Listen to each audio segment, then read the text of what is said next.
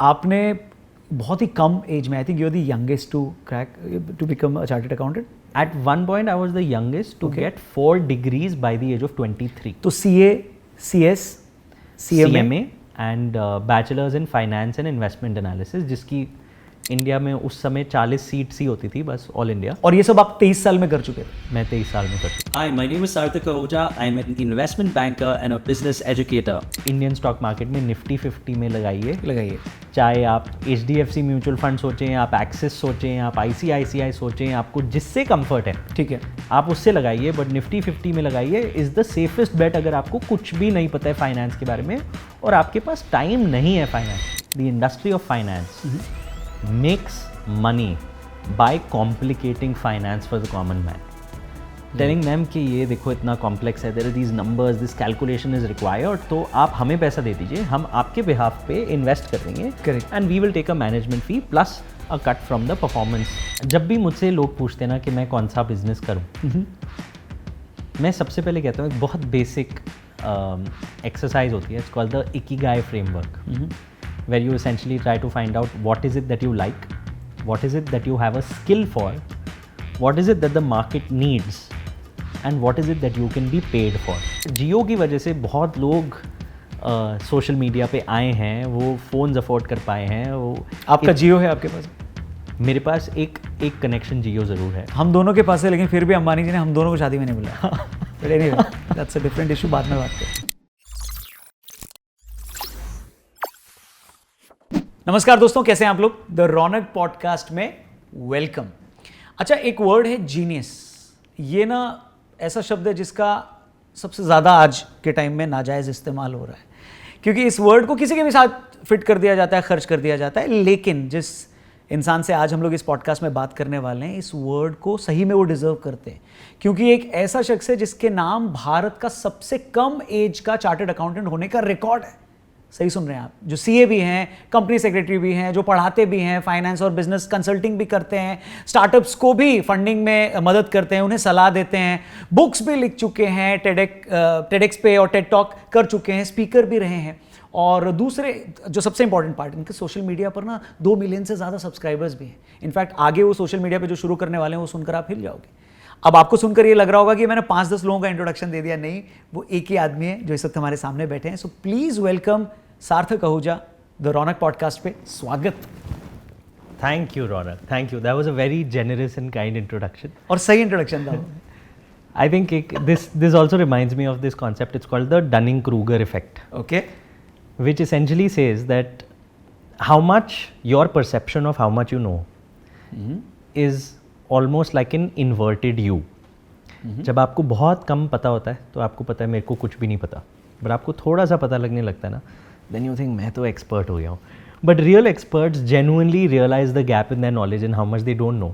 Correct. So I think while you've called me names that I'm very thankful for you to have called me a genius, but I think a real genius is one who knows that he literally knows absolutely nothing, and it's a beautiful journey of knowledge to get to learn every single day. Absolutely सही है. रोज़ सीखने वाला आदमी ही genius होता है actually. और thank you for joining us. और TRP पे हम लोग बहुत टाइम से मिलने वाले थे. बिल्कुल. फाइनली मिल गए. और ये इतना क्यों करना, आप जैसे लड़कों की वजह से ही पड़ोस में जो माँ बाप होते हैं ना, अपने बच्चे को पीटते हैं कि देख सार्थक क्या क्या कर ले रहा है, तू क्यों नहीं कर पा रहा है. सो उस पर्सनल जर्नी पे तो हम ज़रूर आएंगे, लेकिन स्टार्ट करते हैं उस बर्निंग क्वेश्चन से जो इस वक्त हर एक इन्वेस्टर को या टैक्स पेयर को, क्योंकि बजट अभी अभी आया है, बहुत ज़्यादा चुभ रहा है, कैपिटल गेन टैक्स. क्वेश्चन यही है कि इंटरेस्ट बढ़ा दिया गया है उस पर. क्रिटिक्स ये बोल रहे हैं कि बॉस, इंडिविजुअल्स हो या इंस्टीट्यूशंस हो, आपको उनको मोटिवेट करना चाहिए, क्योंकि भारत अभी ग्रो कर ही रहा है. सो अगर आप ऐसे टैक्स बढ़ाएंगे तो वो इन्वेस्ट कैसे करेंगे. सो how do you see this, इसको आप कैसे देखते हो. विजय केडिया ने एक बहुत इंटरेस्टिंग ऑब्जर्वेशन उन्होंने बोली कि मुझे तो लग रहा था सरकार और बढ़ाएगी, लेकिन उतना नहीं बढ़ाया, हम बच गए. सो how do you see this. See, I think given how the trends are going, it's almost obvious that India is on the journey to keep increasing taxes as it goes along. डरा रहे हो आप. बिल्कुल, मैं खुद डर रहा हूँ. एंड मुझे लगता है there is a huge need for simplification of taxes. Need इसलिए not just to promote investments, but अगर आप देखेंगे ग्लोबली आप जितनी कंट्रीज देखेंगे ना, be it a Singapore, it was really really poor. In fact, as an island it was just infested by a lot of pirates back then. सब लुटेरे होते थे उधर. Okay. Because a lot of ships would go from India to other countries in Southeast Asia, and वो Singapore में port पड़ता था, तो वो सारे लुटेरे उधर से लूट लेते थे सामान. बहुत there was a big drug problem. And to boost the economy, they realized that the only way to boost economy is to attract investors. Now, to attract investors, you need to give them an incentive. That's what Singapore did. Dubai, if you look at it, UAE, it's of course divided into 7 provinces. Dubai has possibly the least amount of oil, and it was just a shipping port back in the day. In fact, in my trips to Dubai, I'm told that एक ज़माना था कुछ साल पहले जहाँ पे India की currency Dubai में चलती थी. But they realized that they had to build more verticals, more opportunities to generate revenue, और उन्होंने 0% टैक्स कर दिया. And I think last year में जब Dubai has also introduced 9% corporate tax above a particular threshold, that is because under pressure from the United States to say कि आप बिल्कुल zero tax मत कीजिए because फिर काला धन आने लगता है. So I think दुबई की जो ग्रोथ हुई है, that is on the back of attracting investments through giving tax breaks. Singapore ऐसे डेवलप हुआ है. यूरोप में कई कंट्रीज़ हैं, जैसे एस्टोनिया है, उनका बहुत इंटरेस्टिंग एक टैक्स स्ट्रक्चर है जिसके बारे में मैं अभी आपको बताऊंगा. वो कहते हैं कि अगर आपके बिजनेस में कोई भी प्रॉफिट होता है तो आपको 20% उस पर टैक्स देना पड़ेगा. However, you will only give that tax if you withdraw that money outside of the business. If you are retaining it in business for future growth, even if it's declared profit, there is no tax on it. Okay. And I think that's a beautiful way for you to balance out growth, investor incentives, as well as a tax structure. Similarly, अगर आप देखेंगे Africa जैसे continent में आज क्या हो रहा है, there is a country called Rwanda that you would know of. Back, I think in the early 90s, possibly around 1994, there was a massive genocide in Rwanda, and people had left, and I think it's also popular, the story, because of a movie called Hotel Rwanda. And after that, the country in the past decade realized that to rebuild its economy, it had to attract investors from all over the world. Now, right now, what's happening is that drone technology is taking off around the world. I think it's a massive opportunity for new companies to come in and build businesses. But governments around the world also realize that drones give people the power to be able to do surveillance or capture data. Correct. Which is not great from a security perspective. True. Now, one thing is you build guidelines around it and guardrails around it so that there is growth in the industry, but the security factors are plugged in. Correct. The other easy thing is to just hammer and say, we won't allow growth in this sector through your regulations. Right. Now, what has happened is, in Rwanda, they've said anyone who wants to build anything in drone, why don't you come and build it? And Kigali, which is the capital of Rwanda, you'll know, in the world is the 6th safest country, Rwanda, to travel to for solo travelers. Okay. Whenever people think of Africa, they think कितनी गरीबी होगी और क्या करेंगे Africa जाके. Correct. Safe या नहीं क्या रहेगा, सेफ नहीं है. और रवांडा सुन के तो और सेफ नहीं लगता. रवांडा सुन के और सेफ नहीं लगता. बट उन्होंने इतनी सेफ जगह बना ली है that practically the people who are in the bureaucracy there, they're all, I mean, I don't think I've met anyone who's above the age of 40. Oh. So it's all young people, and they say if anyone comes in, we will make rules to make it investor friendly so that there's technology which comes in. And today, in fact, the number of millionaires who are in Rwanda is similar to the number of millionaires who are in Mauritius. Oh. So people still know of Mauritius, जहाँ पे because of tax breaks कितना पैसा आया था और कितनी companies उधर form हुई थी. रवांडा उसी पाथ पे जा रहा है, but it's taking a Singapore route where it wants to get people to actually come and build, you know, businesses there and financial centers there. Right.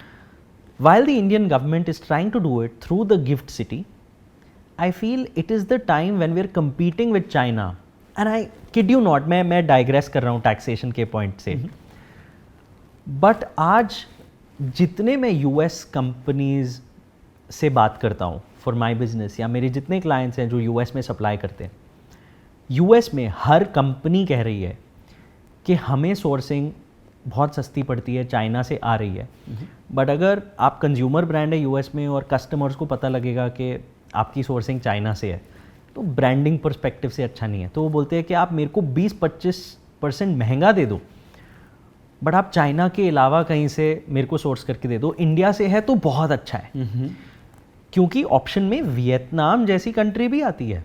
Correct. But लोगों को आज पता है कि सारी चाइनीज़ कंपनीज अपने हेडक्वार्टर्स वियतनाम में खोल रहे हैं और उधर से सप्लाई कर रहे हैं। आई थिंक वो इंडिया के लिए इतनी बड़ी अपॉर्चुनिटी है आज। I have clients who are supplying at more expensive prices compared to China, Right. and the US customers are still buying it, and they're putting 20% of their procurements from India. In this landscape, what we need is more tax breaks to invite investments. Just a couple of days ago, I have a friend from school who works with a fund in Geneva in Switzerland, and he calls me and he says, you know, we want to build a fund in India, but we want to avoid all taxation, and how is that possible? And I said, you know, there are ways that people do it, but your risk in taxation you cannot bring down to zero. It is very, very difficult to be able to do it in India, which is why now they're thinking of building the fund in Dubai. So I think government को revenue generate करना है, Right. but I think जितना पैसा आएगा और revenue की opportunity बढ़ेगी, ये ऐसा ही है कि कोई अगर एक job में है, उनको वो एक आदत पड़ जाती है कि इतनी सैलरी आ रही है, प्रमोशन होएगी तो 10% बढ़ जाएगा, 12% बढ़ जाएगा। Right. उनको पता है कि 1 साल की ब्रेक लेके अगर बिजनेस शुरू कर दें तो शायद 3 गुना 4 गुना इनकम हो जाए। बट वो बेट लेना, वो रिस्क लेना, वो रिस्क लेना, I think the Indian government will have to start taking that risk. But SIP के थ्रू आई थिंक एक जो क्वेश्चन मैंने सोचा था कि 2023 में 1,83,000 करोड़ रुपए लोगों ने मार्केट में इन्वेस्ट किया था, जो 23% ज़्यादा था 2022 के कंपैरिजन में।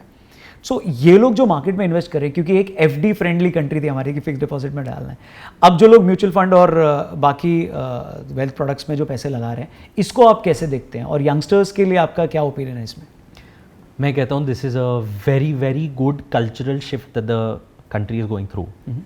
और मैं तो इस बात का क्रेडिट बहुत ज़्यादा देना चाहूँगा टू सोशल मीडिया ऑल्सो, जहाँ पे बहुत आपको फॉल्स और गलत इन्फॉर्मेशन भी मिलती है, but at least what it's told people time and again through multiple voices of people who talk about finance is people now realise that there is potential to make money and make your wealth grow Correct. by investing in the right kind of asset classes. So literacy बढ़ी है आपके? Literacy बढ़ी है। जियो की वजह से बहुत लोग सोशल मीडिया पे आए हैं, वो फ़ोन्स अफोर्ड कर पाए हैं। वो आपका जियो है आपके पास?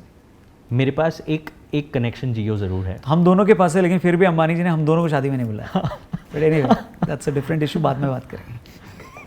तो आई थिंक जितने लोग सोशल मीडिया पे आए हैं उससे अवेयरनेस बढ़ी है। It's an opportunity for education of people. True. तो मैं कहूँगा बहुत सारे फैक्टर्स एक साथ आते हैं, और एक ना बहुत इंटरेस्टिंग कॉन्सेप्ट है जिसको कहा जाता है वैंग ट्राइफेक्टा, विच एसेंशली सेज कि आपको किसी भी देश को अगर उसकी इकोनॉमी को प्रोपेल करना है और बढ़ाना है बहुत जल्दी से, डिजिटल लाना है, तो 3 चीज़ें बहुत ज़रूरी होती हैं। ओके। एक होता है access to smartphone where people can access the internet. दूसरा होता है access to cheap internet so that despite having a smartphone it's economical for you to get on it, and India has the cheapest internet around the world. Right. The third thing is a mechanism or an infrastructure for you to be able to make digital payments. तीनों में India set हो गया है? तीनों में India set हो गया है, and this happened about 5 years ago. Wow. About 5 to 7 years ago, smartphones from China flooded the market. Jio brought in cheap internet, and the Indian government brought in UPI after the Paytms and all pioneered in that space. With that, India's got such a massive push that ये inflection point in terms of knowing about all these things आना ही था। और मैं कह रहा हूँ सिर्फ finance की ही बात नहीं है, India is also reach that point where luckily I understand we people come from a certain level of privilege, और हमारे सर्कल में ऐसे आज लोग हैं जिनको लगा होगा कि पिछले 3-4 साल में शायद सैलरीज बढ़ी हैं, और जिनका थोड़ा सा पैसा बढ़ा है, अब उनको लगता है कि शायद हमारे पेरेंट्स ने एक घर बना लिया था या कुछ बेसिक्स अगर सॉर्टेड हैं लाइफ में, तब वो अगले लेवल के on the threshold, on the pyramid of growth सोच सकते हैं कि यार अब इन्वेस्ट कोई अच्छी जगह पे करते हैं, एंटरप्रेन्योरशिप करते हैं, बिजनेस शुरू करते हैं. So I think overall we are all benefiting from these macroeconomic changes, which is why I say the government's focus has to be to increase the size of the cake. That will trickle down. And in the same breath I would say, जब हमने बात करी कि बहुत सारे लोगों का पैसा बढ़ रहा है,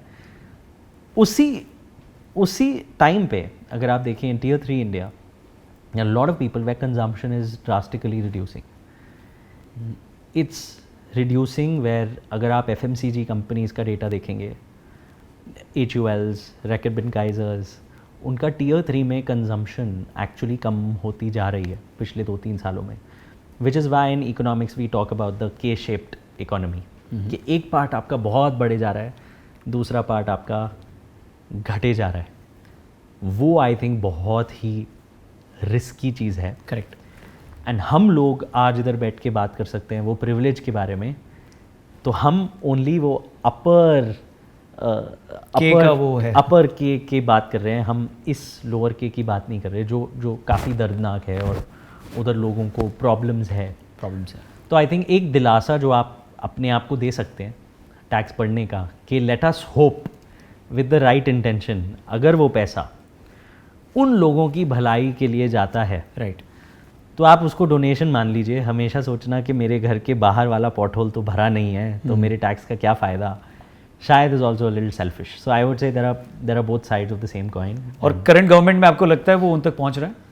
मुझे लगता है कि गवर्नमेंट को जब प्रायोरिटाइज करते ना कहाँ पे स्पेंड करना चाहिए, प्रायोरिटाइजेशन ना हमेशा ट्रिकल डाउन होने के लिए आपके मैक्रो पे स्पेंड होना चाहिए. What I feel what has been spent a lot on in a very good way is building of the highway infrastructure in India. Correct. I will just talk about, I mean you can show data and you'll see how much has been spent. So there I'm very happy. When I traveled to UP and Lucknow over the past 3-4 years, I've been so surprised to see the quality of the roads and highways. I've traveled to, I've worked with a UN agency for a while, and a part of my assignment used to be to go and review the work of small satellite offices that they've opened in remote areas of India. Okay. Remote areas of practically every state in India. Udhar jaake we have to evaluate whether the budgets that they've been given, it's a UN agency, it's a non-government entity, and how that money is being spent. Hope there are no leakages, and part of our job was to audit it and to ensure that there are no leakages. Right. When we go to these places, it's mostly you take a flight to say the capital city or some major city, and then it's a long 5-6 hour car journey.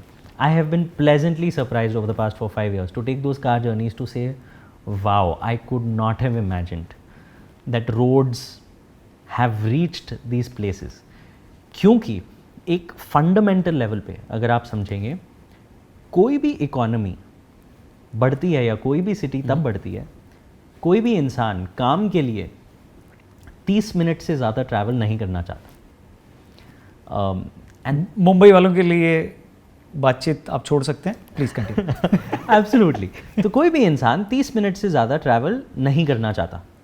और आप देखेंगे जब लोग चलते थे तो cities का size जो होता था, मैं 100-200 साल पहले की बात करूँ, छोटी छोटी सिटीज़ होती थी. करेक्ट. गांव ऐसे होते थे कि उतना ही बड़ा होता था कि आप ऑन फुट 30 मिनट में एक कोने से दूसरी जगह तक जा सकते हैं, या रेडियस ऐसा बन जाता था 30 मिनट का. जब साइकिल्स आई तो सिटीज़ थोड़ी बड़ी होने लगी, क्योंकि आप 30 मिनट में ज़्यादा दूर जा सकते थे. तो घर थोड़ी दूर बनने लगे, उधर घर बनने लगे तो उधर दुकानें आने लगी, उधर और अमेनिटीज़ आने लगी. जब मोटर कार हुआ तो आप देखेंगे और बड़ा होते जाने लगा. राइट. वेल्थ और कैसे, and this was all directly correlated with the amount of wealth that economy was getting और that city was getting. Correct.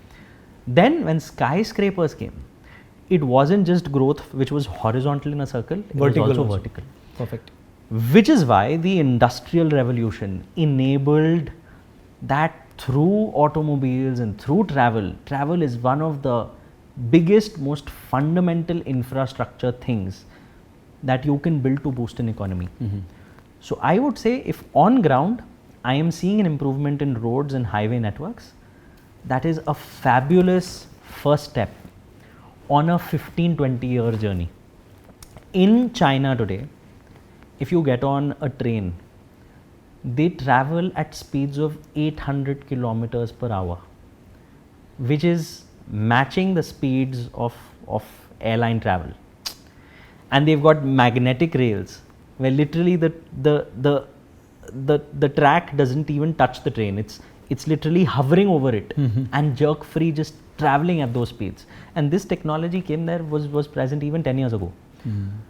So what I'm saying is that gradually with the metro infrastructure in different cities, with highways, we are on that track. So let's also give credit to the government where it's due. Gadkari साहब को please tag करना है इस chunk में, ठीक है please. अच्छा, market अभी ऑल टाइम हाई पर है, so what do you suggest, और आप क्या करते हैं इस केस में जिनका 30-40% हाई है? क्या प्रॉफिट बुक करके निकलना चाहिए या रुकना चाहिए या इन्वेस्ट करना चाहिए? How do you analyse this? Perfect. There are two ways to think about this. One is a trader way to think about it. The other is the investor way to think about it. Normally in India, there has been a study, and I think a lot of credit due to Ms. Monica Hullen, who's actually done this study, and I've read her study. Since I think in the past 30 years, any day of the market that you've invested money in, after 7 years, if you've taken out money, you've always booked a profit of upwards of 10% per annum. Okay. So the market goes through its volatility of dipping down and going up, and अगर आपका investment horizon 7 साल से कम का है, then these questions begin to matter to you कि मैं डालूं और मैं टाइम करने की कोशिश करूं कि आज मार्केट हाई लग रही है, इससे पहले गिरे तो मैं प्रॉफिट बुक कर लेता हूं. प्रॉफिट बुक करके आप कहाँ लगाओगे? राइट, कहीं तो लगा. आप या तो गोल्ड में लगाओगे, या आप सोचोगे मैं रियल एस्टेट में लगाता हूँ, या मैं कोई सेफ एसेट एफडी में लगा देता हूँ. बट अगर आपका इन्वेस्टमेंट होराइजन है कि मैं 7 साल तक I can set this money aside, at least 10% है, right? At least 10. But if the data I have calculated by myself, I'm purely talking about Nifty 50. Okay. For example, if you've invested in Nifty 50, which is the top 50 stocks in the country, in companies with the highest market cap or valuation across different industries, आप उसी में ही लगाते हो, तो पिछले 4-5 साल में तो हर किसी को 15% पर एनम से ऊपर आया है.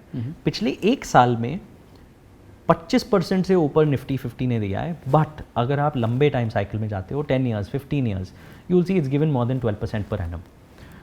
Even in the past 20 years, 25 years, it's given above 12% per annum, which is great because your inflation for the country is roughly between 5 to 7% over this period. So your money is actually made money and has been able to generate wealth that your buying capacity with the same kind of money increases. Correct. So I think if your horizon is above 7 years, you don't have any other asset class where you want to put that money.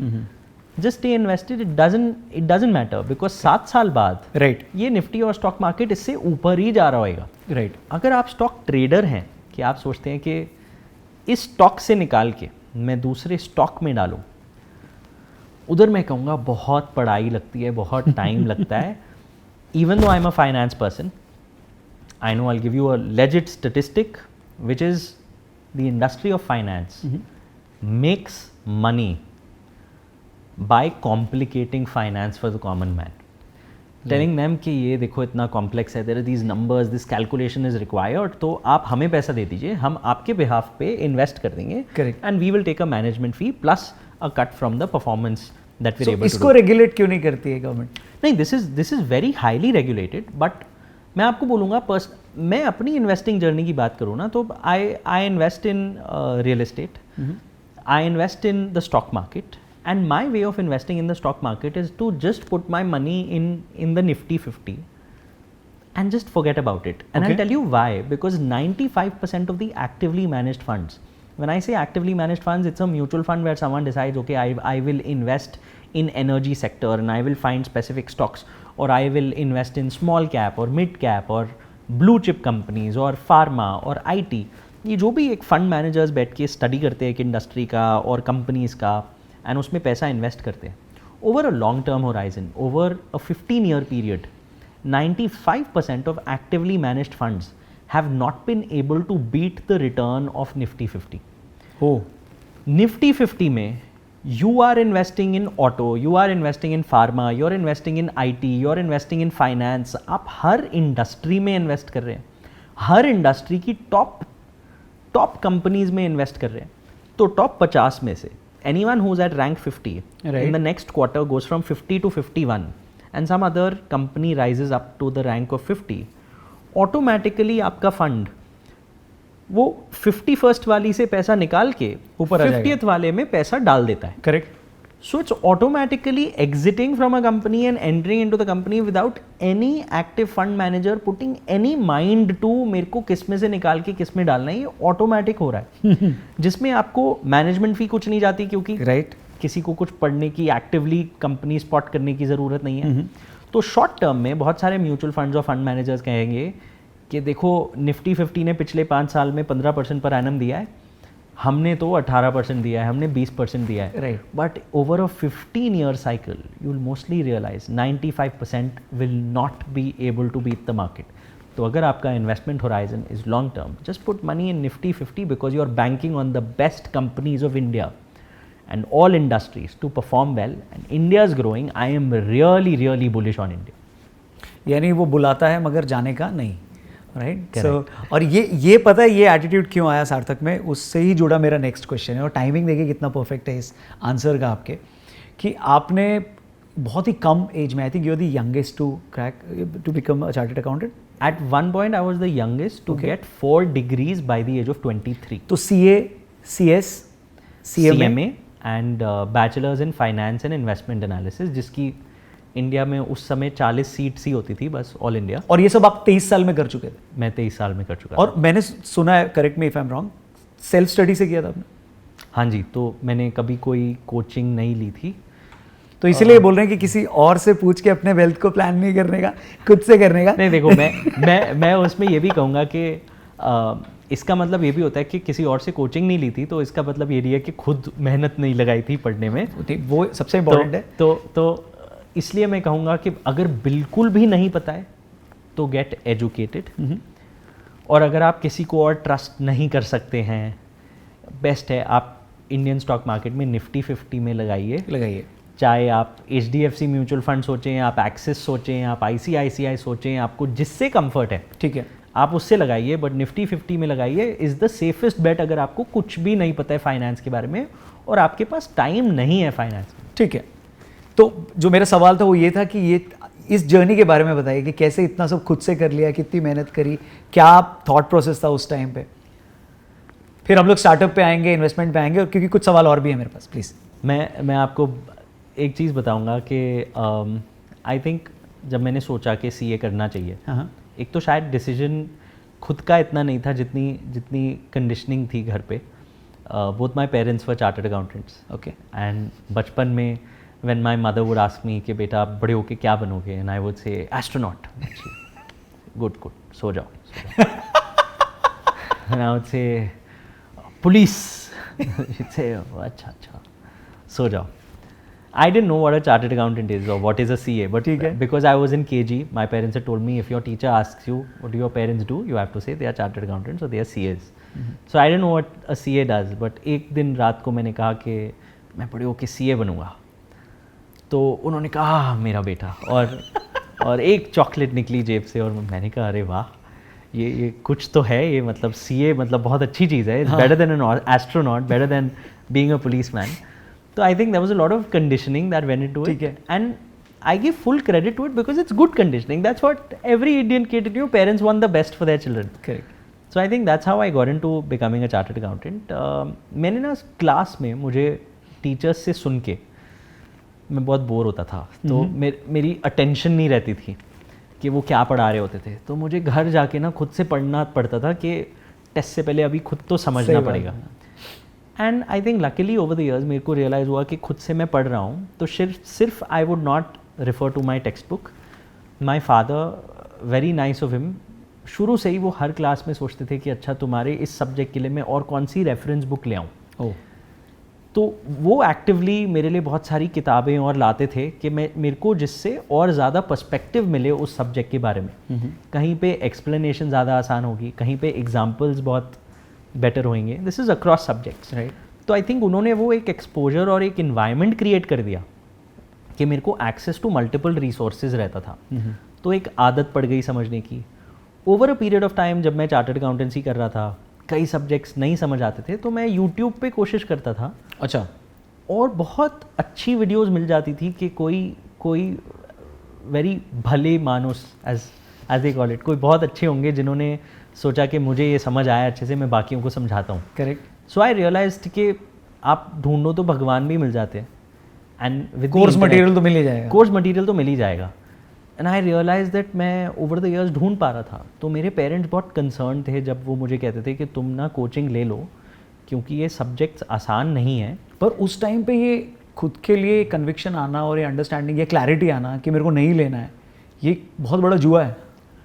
But मैं आपको बताऊं, मैं कहूँगा कि एक जुआ आप कह सकते हो।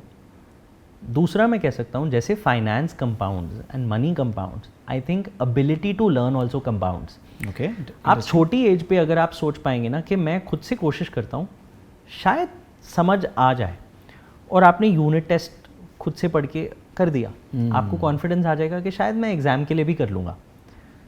इसके लिए मैं ये नहीं कहूँगा कि आप किसी सब्जेक्ट की ट्यूशन ना लें, जहाँ आपको हेल्प की ज़रूरत है आप डेफिनेटली लें। बट जब आप अपने आप पे वो बेट लेने लग जाते हैं ना कि मैं ये इसका शायद आंसर ढूंढ सकता हूँ, it gives you the courage to keep increasing the stakes of those bets. And I think पिछले 3 साल में, with all credit to my education prior to that, पिछले 3 साल में जब मैंने इंस्टाग्राम पे एजुकेशन देनी शुरू करी फाइनेंस और बिजनेस के बारे में, शुरू के 90 दिन तो मेरे पास बहुत टॉपिक्स थे बोलने को, रोज़ कुछ ना कुछ बोल देता था। On the 91st day I realised I had nothing new to share, and I felt 20 years of formal education and the only insights I have are less than 100. Now to come up with 101st insight is so difficult for me that I realized any person could learn just these 90 to 100 insights and actually beat me at my profession. And वो 91 या 100वें दिन मैं इतना paranoid हो गया कि बहुत scary है कि मेरे को और कुछ बताने को ही नहीं है। दैट मैंने अपनी पुरानी फाइनेंस की किताबें खोली कि कोई तो टॉपिक मिले जो क्या बताऊं। 2 घंटे पढ़ा, कुछ एक टॉपिक मिला, मैंने कहा वाह आज का टॉपिक मिल गया। पढ़ा था, भूल गया था, but it's a good insight. I spoke about it and then the following day that journey started again and I remember it got me on the track to studying for 3-4 hours every day, where a part of my daily job is कि मेरे को 4 घंटे पढ़ना है about business and finance. तो मैं कहूँगा छोटी छोटी चीज़ें होती हैं लाइफ में जो आपको रियलाइज़ नहीं होती, but may be because I was never dependent on कि मैं कोचिंग लूँ, it give me the confidence कि ये एक नया टॉपिक है, इस पर खुद पढ़ के देखते हैं शायद कुछ आ जाए। तो मैं तो लोगों को कहूँगा कि लोग ना अपनी फॉर्मल पढ़ाई के बाद पढ़ाई छोड़ देते हैं, but learning and development is like gymming, is like fitness. तो प्लीज़ अगर आप समय निकाल पाएँ, रोज़ 1 घंटा तो पढ़ाई कीजिए। आप जिस भी इंडस्ट्री में हैं, जिस भी एज पे हैं, जिस भी फंक्शन में हैं, आपकी लाइफ चेंज हो जाएगी। पिछले 3 साल में मैंने जो सीखा है, शायद मैं 20 साल में उतना नहीं सीख पाया। और क्योंकि हम लोग कोचिंग और ट्रेनिंग इंस्टीट्यूट्स के बारे में बात कर रहे हैं, इस वक्त कोचिंग इंस्टीट्यूट्स को लेकर एक बहुत ही नेगेटिव सेंटिमेंट्स है, क्योंकि ओल्ड राजेंद्र नगर में एक बहुत ही भयानक इंसिडेंट हुआ जहाँ पे 3 बच्चों की जान चली गई। आपको क्या लगता है इनका मॉडल कैसा है? क्या ये सिर्फ और सिर्फ पैसे के ऊपर इनका टारगेट रहता है? क्योंकि कई सारे गेस्ट मेरे साथ जब इस पॉडकास्ट में आए, सो उनका बहुत ही एक्सट्रीम व्यूज़ था। उनका ये कहना था कि ये प्योरली बिजनेस है और कोचिंग इंस्टीट्यूट्स नहीं होने चाहिए, या फिर आप कोचिंग इंस्टीट्यूट्स इतने ईमानदार होने चाहिए कि वो स्टूडेंट को बोलें कि भाई तेरा नहीं होगा तो एनरोल मत कर। बट आप उसको एक ऐसा होप देते हो कि आप, क्योंकि आपके लिए पैसा आ रहा है तो आप उसको वो होप देते जाते हो, और वही सारे कोचिंग इंस्टीट्यूट्स वाले साइमल्टेनियसली मोटिवेशनल स्पीकर्स भी होते हैं, तो उससे उस क्राउड को कनेक्ट करना बहुत आसान हो जाता है। So how do you see this, the entire business model और the fraternity of coaching institutes. See, we mentioned Old Rajendra Nagar and coaching institutes, and that as a hub is primarily for civil services coaching and preparation, right? So, since I've not gone through that education route myself, I'm speaking purely from a third-person perspective, and I will not just limit my opinion to just civil services, but also to chartered accountancy ठीक है. and engineering and everything else. अब क्या है ना, मैं समझता हूँ अगर किसी की कोई इच्छा है कोई चीज़ पढ़ने की, sometimes morally you don't want to kill their dream, you want to at least let them make one attempt or attempt it rather than just shunning it down, because है. जिंदगी में अगर हर कोई आपको बोलता जाएगा ये आप नहीं कर पाओगे, सही बात है. तो वो भी नहीं होना चाहिए. अब इसमें क्या होना चाहिए, अब इसमें बहुत सारे institutes where the business aspect comes in is entry becomes easy. I think you should not say that hope आप दूसरे की मत मारो, but a basic level of intellect or aptitude, if it has to be tested for a course, there has to be a certain level of filter at the entry. At the entry. Because Which is if- not right now, which is not. there, regardless of a course, regardless of what course it is, that should be there. The reason is, let the person spend that time in building that aptitude, because if they're unable to get through that filter, there is a very high chance that for them to pass that exam will either take many more years compared to other people, and during those years it may lead to anxiety, it may lead to depression, it may lead to them taking adverse steps, or even if none of this, they may realize, okay, these many years of education, my time is wasted because I could not crack a particular exam. ठीक है. The business incentive comes in when you start looking at it as top of the funnel. इतने बच्चे सीखना चाहते हैं, तो पैसे दे रहे हैं, तो why should we not coach them? अब इसमें गवर्नमेंट को रेगुलेशन नहीं लाना चाहिए, because at the end of the day, every economy has to move towards capital markets. I think every institute should ideally have a filtering mechanism, which would be good to have to avoid these kind of problems. And maybe somewhere overall एक India के culture में हमको शायद parents को भी ये education करना पड़ेगा through the medium of the internet and social media hopefully, कि सिर्फ ये 5-6 कोर्सेज या करियर ऑप्शंस नहीं है जहाँ आपके बच्चे का करियर बनेगा. सही बात है. कई बार पेरेंट्स अपने अरमान बच्चों के थ्रू जीते हैं. बच्चों के थ्रू जीते हैं, और मैं सिर्फ कोचिंग इंस्टीट्यूट्स को ही नहीं बोलूँगा कि उन्होंने प्रेशर क्रिएट करा. सही बात है. आई थिंक वो ओवरऑल पहुंच के तो आप ही गए वहाँ तक. कल्चर है. करेक्ट. तो धीरे धीरे शायद इकोनॉमी ग्रो होएगी, but I don't know if that's a good enough answer to this question. No problem. Main topic पे आते हैं, स्टार्टअप्स पे आते हैं, फंडिंग पे आते हैं, इन्वेस्टमेंट पे आते हैं. आज अगर मैं कोई स्टार्टअप शुरू कर रहा हूँ और फंड रेज करना है, तो सबसे इंपॉर्टेंट पॉइंट क्या है? क्या कोई ऐसा बिजनेस है या कोई ऐसी चीज़ है जहाँ पे आइडिया पे ही फंड होता है, या एक लेवल तक बिजनेस को ले जाना ही पड़ेगा? जब भी मुझसे लोग पूछते हैं ना कि मैं कौन सा बिजनेस करूं, मैं सबसे पहले कहता हूँ एक बहुत बेसिक एक्सरसाइज होती है, it's called the ikigai framework, where you essentially try to find out what is it that you like, what is it that you have a skill for, what is it that the market needs, and what is it that you can be paid for. Ideally, you should do a business which is, if you make a Venn diagram of all these 4 circles, it falls right in the middle of all these 4 things. क्या आपको पसंद है, क्या आपकी skill है, market की क्या demand है, और किस चीज़ के लिए पैसा मिल सकता है. अब क्या आपकी पसंद है और क्या आपकी स्किल है, वो पहले चीज़ें आती हैं, रादर देन मैं आपको बहुत अपॉर्चुनिटीज़ बता सकता हूँ, लेकिन अगर उस इंडस्ट्री में आपको कोई नॉलेज नहीं है या आपकी स्किल नहीं है, सही बात है. मैं बोलूँगा कि आप प्लीज़ मेरी तरफ से वो अपॉर्चुनिटी के बारे में सुन के उसमें जंप मत कीजिए. पहले आप अपनी स्किल सेट और इंटरेस्ट को ज़रूर जानिए. जब लोगों को पूछा जाता है, this is been multiple surveys around the world, कि आप बिजनेस में क्यों घुसे, सबसे ज़्यादा आंसर्स आप देखेंगे आता है कि मुझे खुद का बॉस बनना था, मुझे थोड़ी फ्रीडम चाहिए थी, शायद एक्स्ट्रा पैसे not primary source of income, side hustle type देख रहे हैं, मेरे को फ्लेक्सिबिलिटी चाहिए, मेरे को घर के लिए टाइम निकालना है। ज़्यादातर लोग बिजनेस उसी लिए शुरू करते हैं which is a driving factor. तो आपका ड्राइविंग फैक्टर सही होना चाहिए, आपको पैशन आना चाहिए उस फील्ड के लिए और स्किल होना चाहिए। अब गिवन आपने वो सब आइडेंटिफाई करा हुआ है, अपॉर्चुनिटीज़ कहाँ पर हैं? आई फील 3 तरह के बिजनेसेस को सोचते हैं। एक होता है कि ट्रेडिंग, कहीं पे कोई चीज़ सस्ती मिल रही है, आपने सस्ते में खरीदा और दूसरी जगह पे जहाँ महंगी बिक सकती है आपने उस मार्केट में बेच दी। ट्रेडिंग, इसको आर्बिट्राज अपॉर्चुनिटी कहते हैं, जिसमें आपका मार्जिन है। दूसरी होती है मैन्युफैक्चरिंग, कि आपने एक प्लांट, मशीनरी सब सेटअप करा और ओवर द ईयर्स आपको वो प्लांट का खर्चा रिकवर करना है जो आपने इन्वेस्टमेंट करी है और आपको प्रॉफिट बनाना है। तीसरी होती है कंज्यूमर ब्रांड बनाना। ठीक है, कि मुझे लगता है फॉर एग्जांपल मखाना, मैंने एक एग्जांपल दिया था कुछ महीने पहले जो बहुत पॉपुलर हो गया था। आपको लगता है कि मखाने का कोई बड़ा ब्रांड नहीं है, तो मैं मखाने का ब्रांड बना सकता हूँ।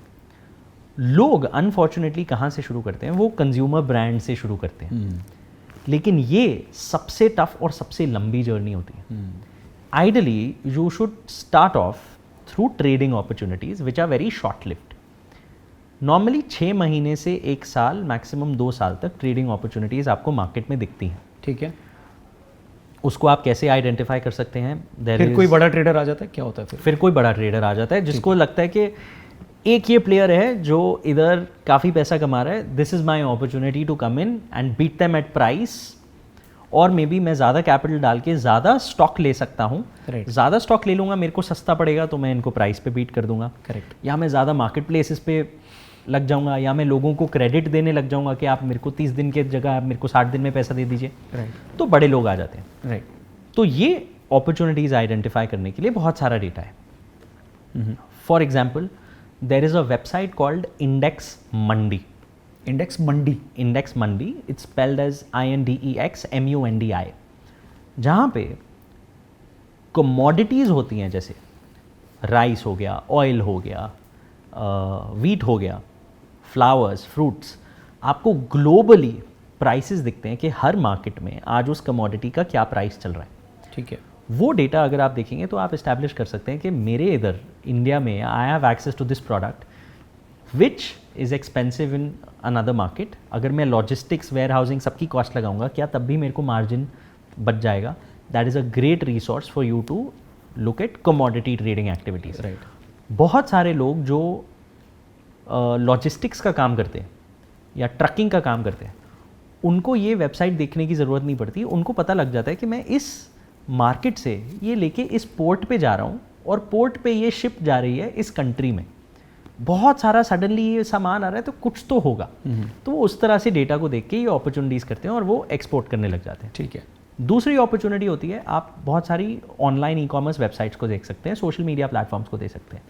इंडिया में टिकटॉक बैंड है, but if you search what are the products which are trending on TikTok in this month in the US or in Europe or in a particular geography, there are enough reports online which give you that data. You can look at that data and see if this is really blowing up in, say, a market like the US. Normally, for products which are really trending in the US market, take about 3 to 5 years to come into India. If you spot that trend, you can be one of the early players to start selling it in India. ठीक है, a website to evaluate this is called meetglimpse.com, where across beauty, healthcare, business, wellness, sports goods, games, अलग-अलग categories में you constantly keep seeing a live chart on what are the keywords or what are the products that people are searching for on what social media platforms in which part of the world. It's a fabulous data mine for you to take out a lot of data from. ठीक है, इससे आप trading opportunity सोचेंगे। अब अगर आप manufacturing के लिए सोचते हैं, आई थिंक आज इंडिया में बहुत अमेजिंग टाइम है मैन्युफैक्चरिंग बिल्ड करने का। ये to my earlier thought I will continue is also because the US, a lot of US companies are looking to source from India, even if you sell it more expensive. What you can do is set up small plants, ठीक है, maybe trade in a commodity. जब आप trade करने लगेंगे, आपको लगेगा कोई और प्लेयर आके खरीद के बेच सकता है। अगला स्टेप आता है, अगर मैं इसको मैन्युफैक्चर करने की कैपेबिलिटी बना ही लेता हूँ ना इसको, बना ही लेता हूँ, तो मैं ट्रेडर से सस्ते में बना लूँगा। करेक्ट।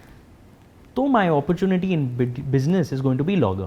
ठीक है। बट जब आप कोई मैन्युफैक्चरिंग के बारे में सोचें, आप सोचें जितना पैसा you would have to invest in setting up that business, you should ideally be able to recover it in 4 years.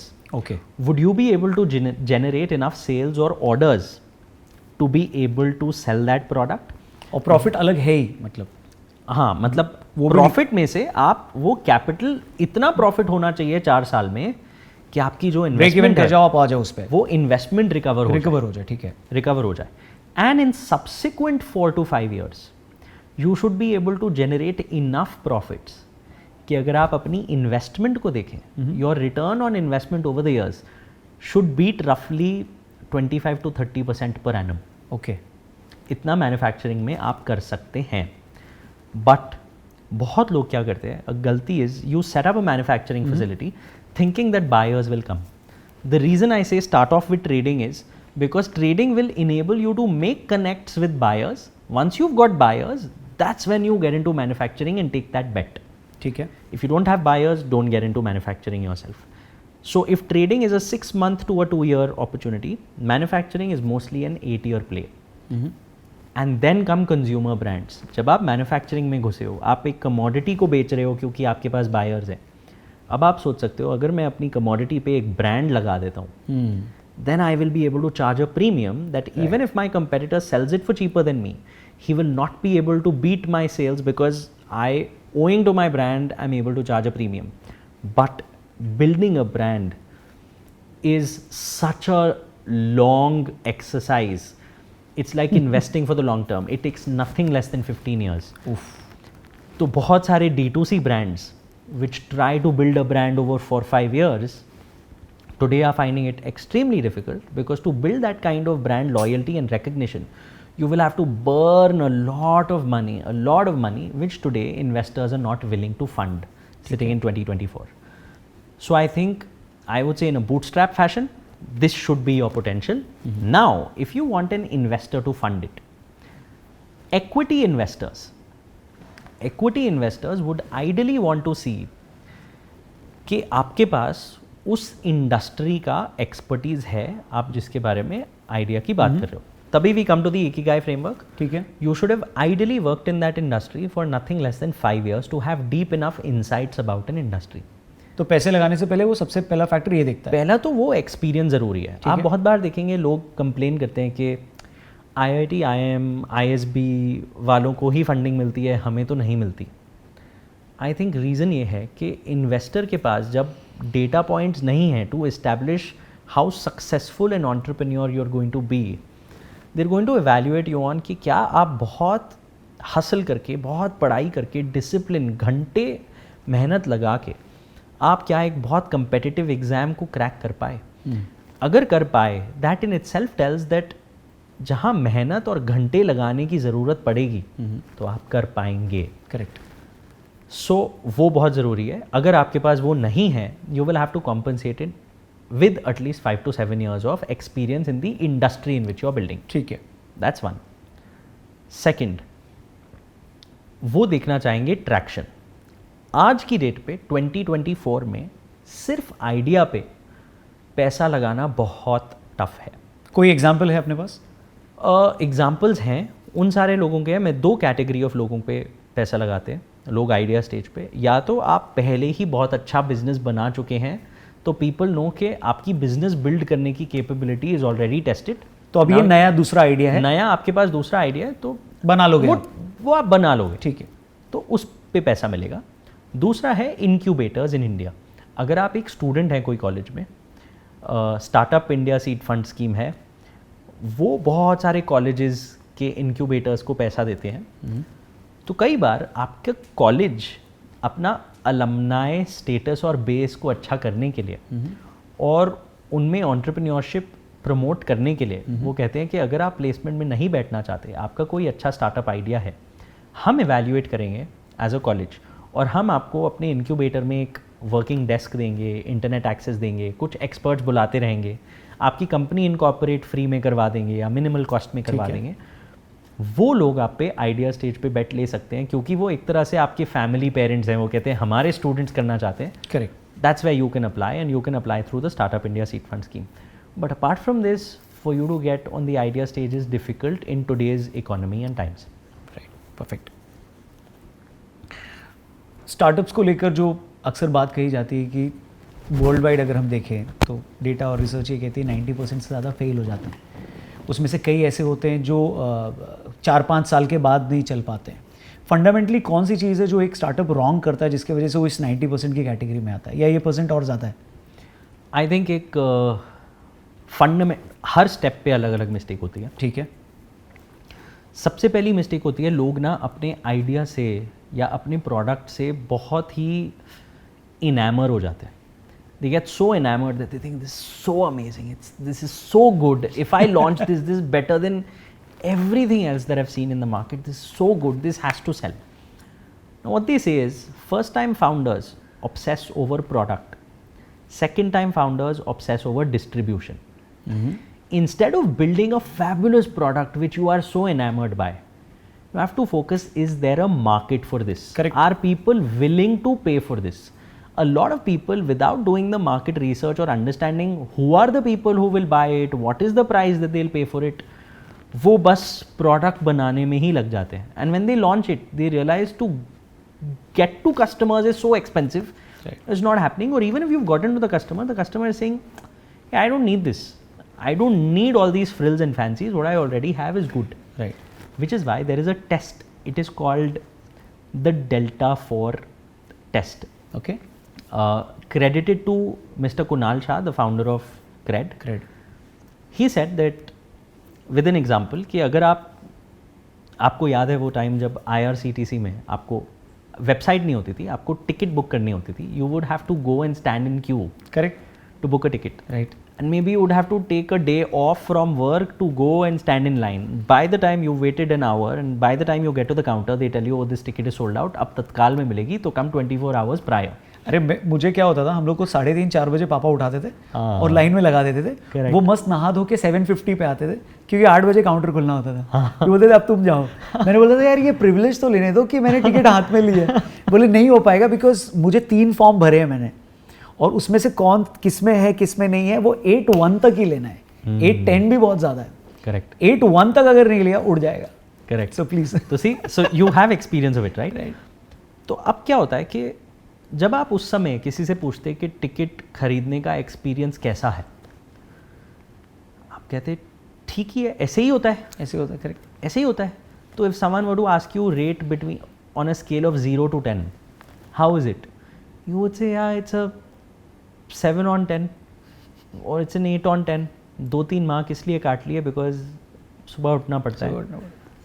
But now, when the IRCTC website is launched, even though it's not the best UI UX in the world, suddenly you realize that I don't need to take a day off. I can go to the website, empowered feel होता है अचानक से. इतना लगता है book a ticket, and you're like, how is this possible?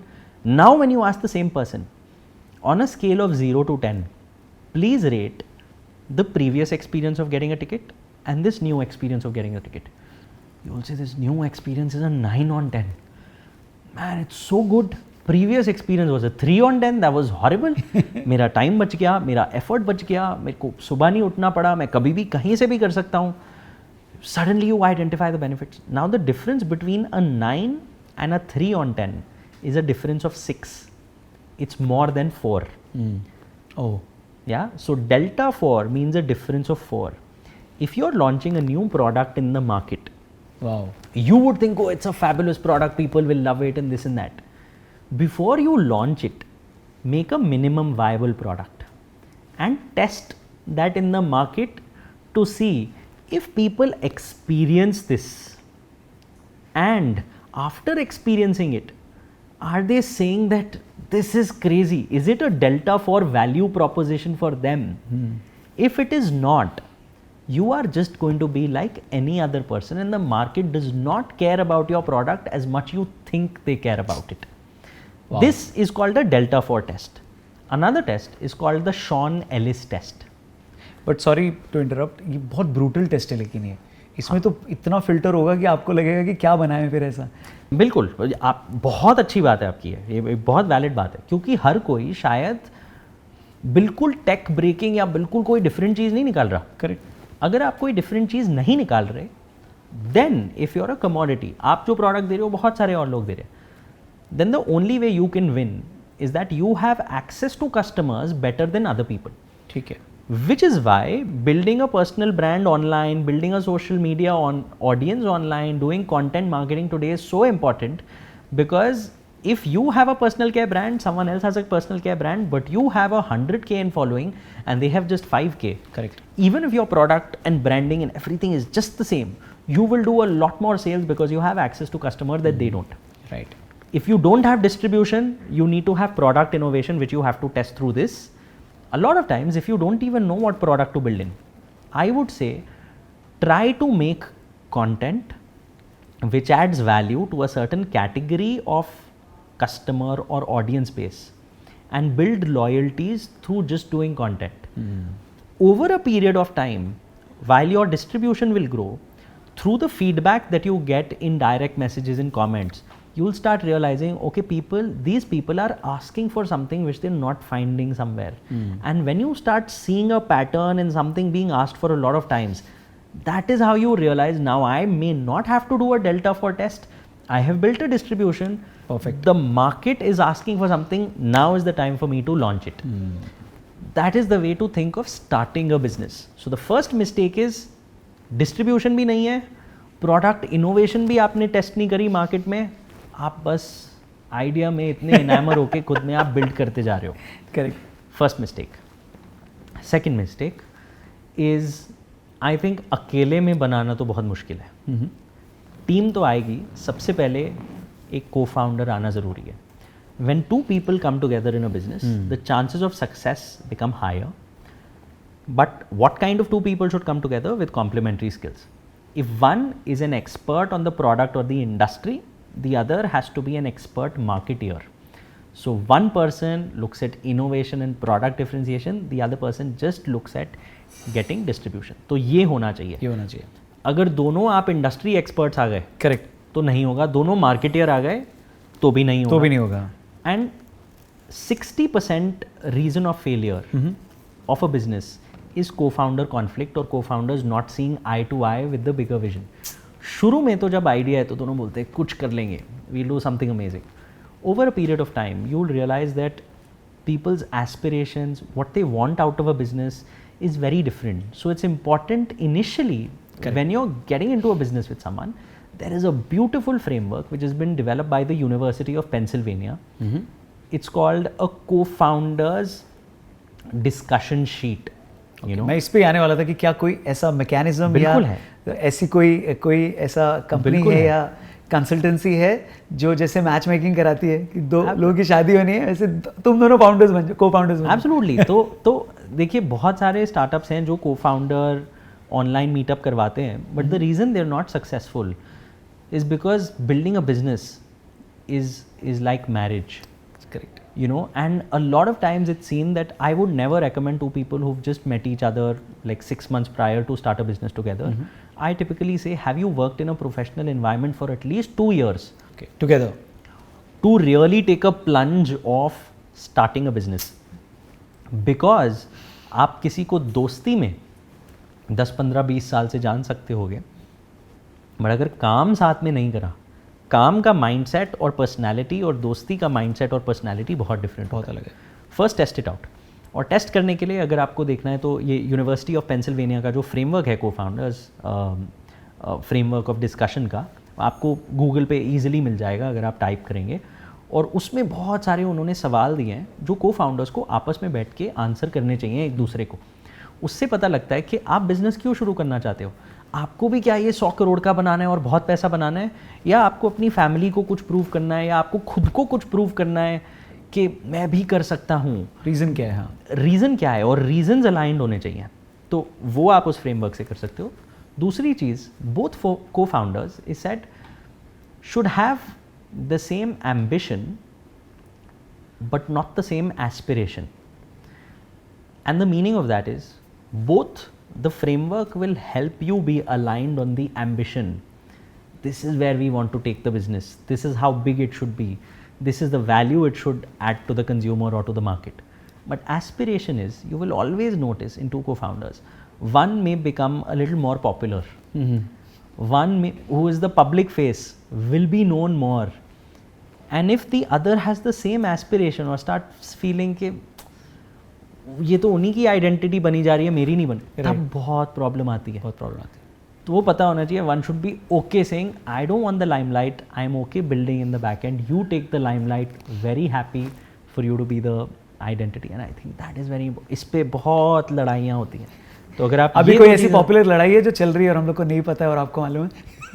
I think मैं तो रोज़ ही देखता हूँ. मैं रोज़ देखता हूँ, तो इनसाइडर इन्फॉर्मेशन हो जाएगी. मैं बता नहीं पाऊँगा. कोई ऐसा पॉपुलर कंज्यूमर ब्रांड जिसके ऊपर बहुत होता है यार, ये तो बहुत होता है. मतलब मैं नाम बट नहीं आपने ले इतना सकता. बड़ा बिजनेस बिल्ड कर लिया और अब आप इस चक्कर में लड़ रहे हो, ये भी कितना बचकाना है. मतलब एक तरीके ये अनफॉर्चुनेट बात है. बट आप देखेंगे ना, लोगों के एम्बिशन लाइफ में क्या होते हैं. बहुत सारे लोग ना ऐसे होते हैं जिनको शायद पैसा बहुत ज़्यादा नहीं चाहिए. Correct. May be fame drives them more. So the reason they're getting into businesses is not because they want to make more money. They're like, there is an opportunity. I am of a business mindset. इधर business बनाएंगे. But if they're also fame driven and they see the co-founder getting more fame, suddenly they'll say, to hell with this money and this business, I also want to be that popular. And your life's incentives and drives change. True. This you can only figure out if you worked with someone very closely for 2 years before you decide to start a business together. And it's not just about co-founders. I think back in the day, I built a framework which was called the marriage decision framework. Okay. It had some 200 questions and data points that two people who decide to get married should discuss with each other as a matter of full disclosure on different aspects of life, on money, on family, on friends, on relationships, on eating habits, on fitness, on kids, on materialistic items, on holidays, on experiences, so that शादी के बाद कोई ये ना बोले कि मुझे तुम्हारे बारे में ये नहीं पता था, अगर पहले पता होता तो शायद मैं शादी करता ही ना या करती ही ना. अच्छा. तो it's an exercise of full disclosure, is what we would call a due diligence. कि आप अपनी तरफ से सब कुछ बता दीजिए. कई बार क्या है ना, सिर्फ शादियों में नहीं होता, को फाउंडर्स में भी होता है. इतने एक्साइट हो जाते हैं कुछ करने के चक्कर में कि ये सारा बेसिक वर्क नहीं होता. परफेक्ट है. सो एक आइकॉनिक सवाल है और इस पर बहुत डिबेट होती है और इन्फ्लुएंसर्स को बहुत गालियाँ भी पड़ी है इसमें कि खुद का घर खरीदना चाहिए या रेंट पे रहना चाहिए. इनफैक्ट आज ही सरप्राइजिंगली मैं एक सोशल मीडिया पे मैं चेक कर रहा था तो मुझे एक डेटा मिला जहाँ पे उन्होंने स्विट्ज़रलैंड का उन्होंने एक डेटा दिया था. पता नहीं कितना सही है, बट उस पोस्ट में ये लिखा था कि स्विट्ज़रलैंड में हर 7 में से 1 मिलियनेयर है और हर 80,000 में से 1 बिलियनेयर है. और उनका हैबिट ये है, जो सबसे पहला है वो ये है कि उसमें से सिर्फ 41% का खुद का घर है, बाकी they don't want to own a house. तो क्या इसका डायरेक्ट कनेक्शन है या फिर इंडिया के कॉन्टेक्स्ट में या यहाँ की सोसाइटी को देखकर घर तो लेगा ही तू, और अगर तेरे को लेना ही है तो आज वो पैसा अगर तू मार्केट में बढ़ा रहा है, पिछले 2 साल में एनसीआर में घरों का रेट क्या हो गया वो आपको पता है.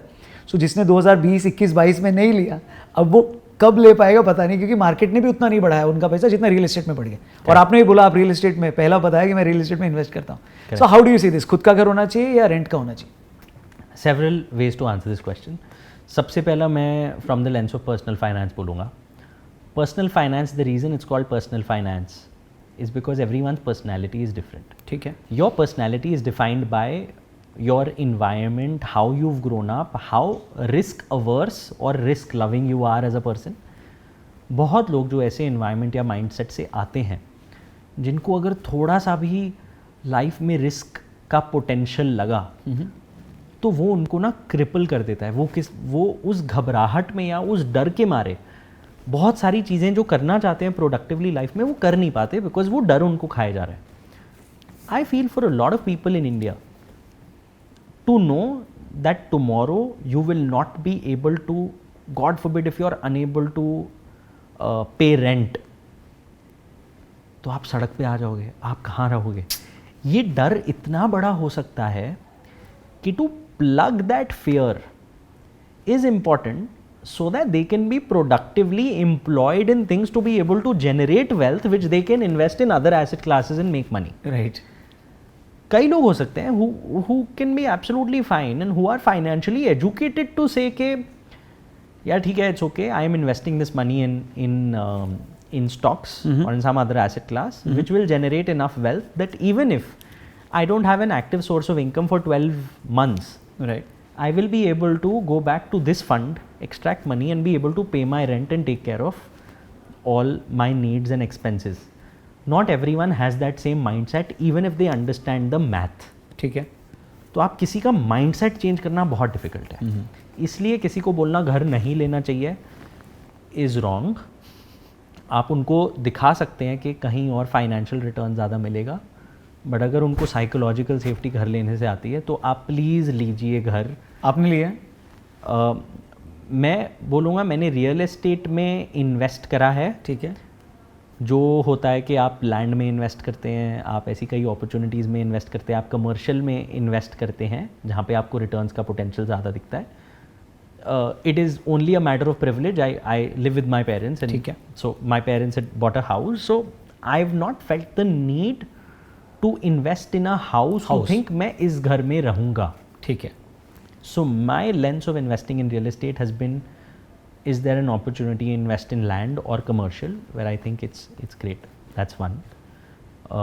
दूसरा सवाल अगर हम पूछें कि रियल एस्टेट अच्छी इन्वेस्टमेंट क्यों है, real estate even from a tax perspective is a very preferred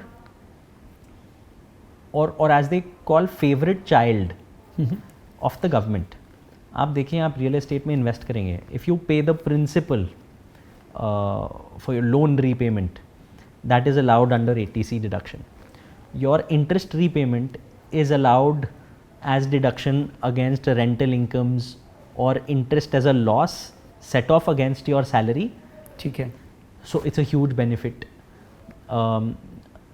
When there is rental income, there is a standard 30% deduction even if you haven't spent 30% of your rent on maintenance. Standard no questions asked deduction. You sell any long-term capital gain asset, you can invest it in residential house property and make your capital gain zero. No other asset class has this kind of benefit. So these kind of benefits which have also been given to real estate are also great. A third angle which is unlawful but which is why a lot of people invest in real estate is that if you have parallel incomes, cash which are unaccounted for, you know, people think real estate is a great opportunity for them to park that income.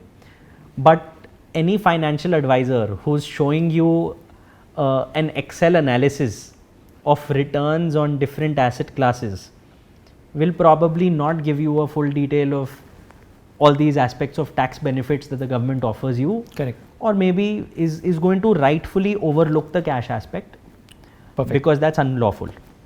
And I think आपको ये भी समझना चाहिए उनका incentive क्या है. उनका incentive है आपको इन्वेस्ट करवाना because that's how they earn money. I think आपका पोर्टफोलियो डाइवर्सिफाइड होना चाहिए.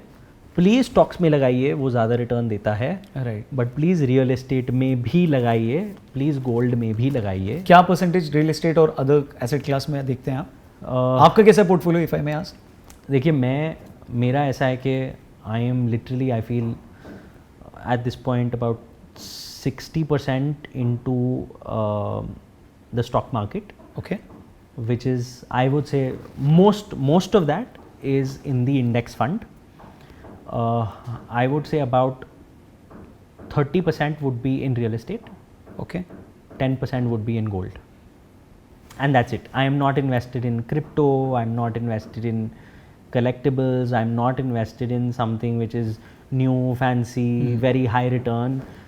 That doesn't excite me too much. I'm a very long-term investing lens perspective. So I'm like, अगर 12% per annum over a long period of time मिलता है, that's okay. I'm not very excited by 12 की जगह 14 हो जाएगा, 15 हो जाएगा.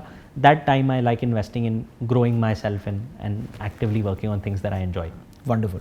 सार्थक, जब कोविड आया था तो बहुत सारी अमेरिकन कंपनीज चाइना छोड़ के जा रही थी, गई भी उसके बाद. फिर ये बात होने लगी कि इंडिया के लिए बहुत मैसिव अपॉर्चुनिटी है, इंडिया चाइना को बीट कर देगा. फिर अभी रिसेंटली शायद नारायण मूर्ति सर से जब ये बोला गया तो उन्होंने बोला कुछ भी You know, so how do you see this? क्या कितना competitive है, कितना साल लगेगा? क्योंकि 5-6 गुना ज़्यादा है वो लोग, right? So I think इस opinion में there's more nationalism than logic currently. To be honest, people who say that India can beat China over the next 10 years or 15 years literally have no idea about the might of China. I would highly recommend to these people to actually go visit China and see things for themselves, and or just look at import data. I mean, even if you were to say that India is going to beat China in terms of trade, and you know there's so much manufacturing that's coming, India is definitely benefiting a lot from the China plus one vision of a lot of Western economies to source from India.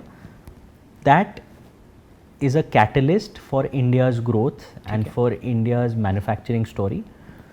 But I think for a normal person who wants to get into business, instead of looking at China from the perspective of animosity, to say we can beat them and they're enemies, look at them as someone who's elder to you from the perspective of learning from them. Take those learnings and apply them in business. In my perspective, it will require a crazy black swan event to really put India in such a position to be able to beat China over the next 20 years. As of now, how things are progressing, I really don't think it's possible in the next 20 years. But as they say, you overestimate what you can do in the short term and underestimate what you can do in the long term. fair enough. While saying that, we never know what will happen. India right now in the world is possibly the fastest growing economy at roughly 7% per annum, which is the projection by the IMF. So it is 100% growing faster than China. But even if it continues to grow at the same rate and China continues to grow at a slower rate in the next 20 years, ठीक है. by this rate, India will not be able to beat China. But does that mean India can never? I would not say so. I would hope to live that day where we can, Right. and I would be super proud. I would be super proud, but let's not just assume it, because when we assume it, we're giving ourselves a false sense of nationalism, and we're just sitting on our laurels while China really manufactures and beats the crap out of us in business. Fair enough. AI के बारे में बहुत सारी बातें हो रही हैं और उसको मार्केट प्रिडिक्शन के टूल के रूप में भी देखा जा रहा है. सो हाउ डू यू सी ये कितना ज़्यादा बड़ा हो सकता है या कितना डेंजरस हो सकता है, या कोई ऐसा AI है जिसके हिसाब से आपको लगता है मार्केट को राइट तरीके से प्रिडिक्ट करके फिर इन्वेस्ट किया जा सकता है? Great question. It's not that this has not been done.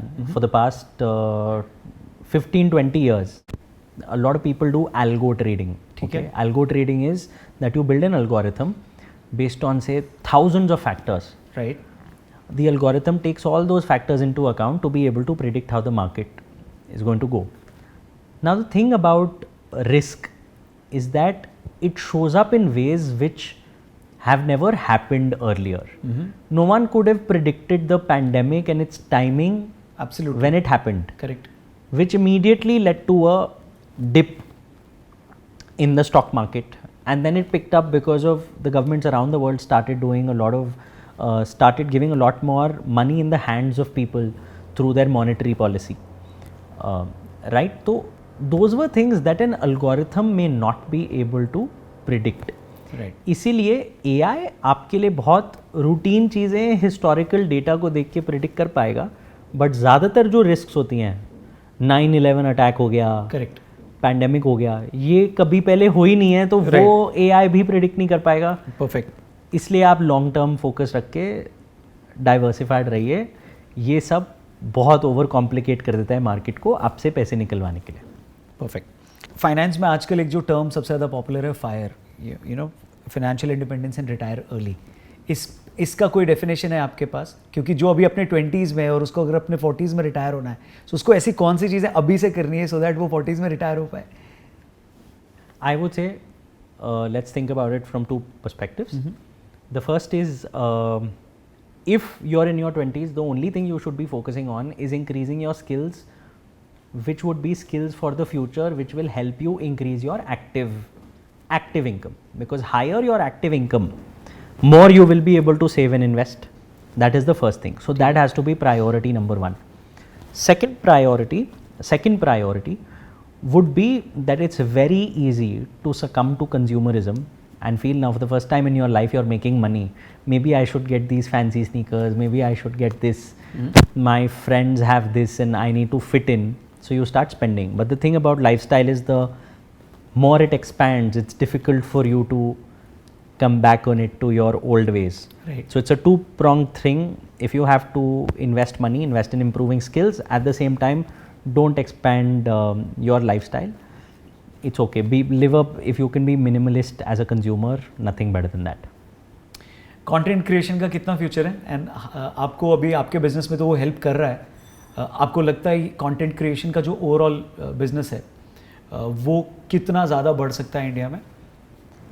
I think बहुत बढ़ सकता है. अभी तो the scope is just absolutely crazy, not just in India, world over. I think what will happen is, like every industry when it grows, there are a few people who are early entrants who suddenly make a lot of money at some inflection point, and everyone else who's looking at them think, oh, even we can get into this business because there is a lot of money. Now when more and more competition starts coming in, while the market is growing, people have to find ways to differentiate themselves and build moats, because for anyone to become a content creator, the barrier to entry is so low. Anyone with a phone and an internet connection can start doing something and start posting it online. So I think right now in India's journey, it's at that point where early content creators have made money, so a lot more people have entered, but now is the point where if someone enters, they really need to have a differentiated moat. The moat can be in the form of, moats are typically talent, to do something exceptionally better than others, which you could club with skill or knowledge. I would say knowledge. If you have knowledge which is not found anywhere in books, based on your experience, that can be a fabulous moat that you should get into. The third thing is capital, and the reason I say capital can also be a moat in content creation is that if you have the initial capital to invest, to launch multiple channels, try out and experiment more with your content to test the market, your feedback loop will be better. You will be able to do a lot more. For example, travel influencers, or travel as a content is a category where it requires upfront capital investment to travel to far off destinations, experience and share it with the world, which is why I think find categories where you can apply one such differentiator or moat and create a barrier to entry for competition, and the sooner you start, better it would be. Massive potential. But वहाँ पे दूसरा एक political situation भी है और welfare schemes भी है. उनका ये कहना है कि अगर आपने ये पैसे नहीं लिए तो आप वेलफेयर स्कीम्स कैसे चलाओगे, या फिर टैक्स का रेंज थोड़ा बढ़ा दो कि उनसे भी टैक्स लेना शुरू करो जो अब तक टैक्स नहीं दे रहे थे, वरना जो दे रहे हैं उनका ही आप बढ़ाते जा रहे हो, उनके इन्वेस्टमेंट पे भी बढ़ाते जा रहे हो, उस पर प्रॉफिट पे भी बढ़ाते जा रहे हो. सो उनको ये भी देखना है कि अगर बहुत सारे लोगों के लिए जो वेलफेयर स्कीम्स हैं, जो उनके घर में खाना आ रहा है वो भी पहुंचता रहे, और जो लोग नहीं दे रहे हैं अगर वो उनसे चार्ज भी करने लगेंगे तो फिर पॉलिटिकल इंस्टेबिलिटी आ जाएगी, फिर अगली बार आपको वोट नहीं मिलेगा क्योंकि वो सड़क पे आ जाएंगे. सो उनके लिए ये भी प्रॉब्लम है. तो क्या ये प्रॉब्लम्स रवांडा में भी है? वो कैसे टैकल करते हैं इसको? बिल्कुल, बहुत बहुत बड़ी प्रॉब्लम है ये रवांडा में. In fact Rwanda's economy is minuscule compared to all other economies in Africa. It's a tiny economy where I believe even today more than 70%, roughly around 75% of their GDP comes from agriculture. Right. But the thing is, आपको ना कुछ कड़वी गोलियाँ खानी पड़ती हैं. The idea is, do you want 30% of a pie which is 100 grams, or do you want 10% of a pie which is 5 kgs? The thing is, if the government were to reduce capital gains tax on investments, right, from say 10% to about 5%, आपकी number of investment का potential which is supposed to come into India today is easily going to get 5 times. There are मैं अपने personal experience से बोल रहा हूँ, मैं data से बोल रहा हूँ, आप देखेंगे वो इतनी opportunity बढ़ जाएगी ना. 2 साल अगर government सोच ही रही है कि हम अपने कुछ government owned enterprises को privatize कर रहे हैं, right, let's look at those routes. Maybe to monetize on some capital to get us through the next 2 years. It's almost like investing in a business. Correct. they will provide for all welfare schemes that the government wants to run, while it will prepare us for much bigger revenues in the future. But Rwanda का population I think मैं check कर रहा था 1.5 करोड़ है कुछ, बिल्कुल 1.38 करोड़ 2022 का data, बिल्कुल इससे ज़्यादा दिल्ली में है। बिल्कुल। सो इतने लोगों को मैनेज करना या इतने लोगों की चीज़ों को मैनेज करना और 150 करोड़ लोगों में एक कॉमन पॉइंट पे आ पाना, आधे टाइम तो आपकी पार्लियामेंट नहीं चलती है। फिर आप कोई लॉ लाते हो तो फिर उसके अगेंस्ट लोग सड़क पे आ जाते हैं, फिर आपको लगता है वो ज़्यादा बुरा मान जाएंगे तो फिर वो उसको आप वापस ले लेते हो, जबकि वो प्रो है उनके लिए, उनकी ग्रोथ से जुड़ा हुआ है। फिर ऐसी जगह पर आपका ले देकर जब बजट आता है तो ऐसा लगता है कि वो एक ही सेक्शन पे वो प्रेशर आ रहा है। So how do you handle these situations, because obviously वो भी आपके लिए इंपॉर्टेंट है, बिकॉज अनलेस आप पावर में हो आप चीज़ें बदल भी नहीं पाओगे। सो एक पॉलिटिशियन का मेन काम होता है पावर में रहना, तभी वो कोई इम्पैक्ट भी ला पाएगा, वरना वो कोई उसके लिए इम्पैक्ट सिर्फ बातें होती हैं। सो ये पॉलिटिकल सिचुएशंस ऑफ कोर्स पूरा अफ्रीका में इंस्टेबिलिटी तो है ही, political instability, but as a country और एज अ रीजन क्या वो एक कॉमन चीज़ पे अग्री होते हैं कि भाई प्रो ग्रोथ बनना पड़ेगा और उसके लिए ये करते हैं, वरना तो फिर कभी आगे नहीं बढ़ेंगे? This is a fabulous question. Okay, and I'll tell you, there are several aspects that I would like to touch upon. One is with respect to the size of the economy. Can you really compare a Singapore, Dubai, or a Rwanda with India? That's one aspect. The second is about consensus in being able to take decisions. If you look at all these countries, you look at Singapore, you look at Dubai, even when you look at Rwanda, I'll just take examples of these three countries. How they got on these paths has begun with a certain sense of dictatorship rule and curbing of what the media can say. And I'll tell you why. A lot of times in debates, when we look at it, we say that it's unfortunate that media in India is being curbed and people cannot openly talk against the government. I absolutely appreciate that point. I think at times what is also required is to curb the noise, to be able to set the right kind of narrative for a country, to invite investors. Extremes of both things are bad. अगर आप किसी dictator को बिल्कुल dictator बनने दोगे तो you know how they say power corrupts. तो एक अच्छा ऑपोजिशन होना भी ज़रूरी है उस पर्सपेक्टिव से. सो दूसरा एस्पेक्ट जो आपका आता है which is linked is smaller market, smaller population sizes. I think what is important now, small pockets जैसे एक स्पेशल इकोनॉमिक जोन्स बनाए जाते हैं कि इधर से आप एक्सपोर्ट करोगे आपको कुछ टैक्स ब्रेक मिलेंगे. अभी बस एक गिफ्ट सिटी की बात हुई है. आई थिंक ऐसे ना हर इंडस्ट्री के क्लस्टर्स बनने चाहिए.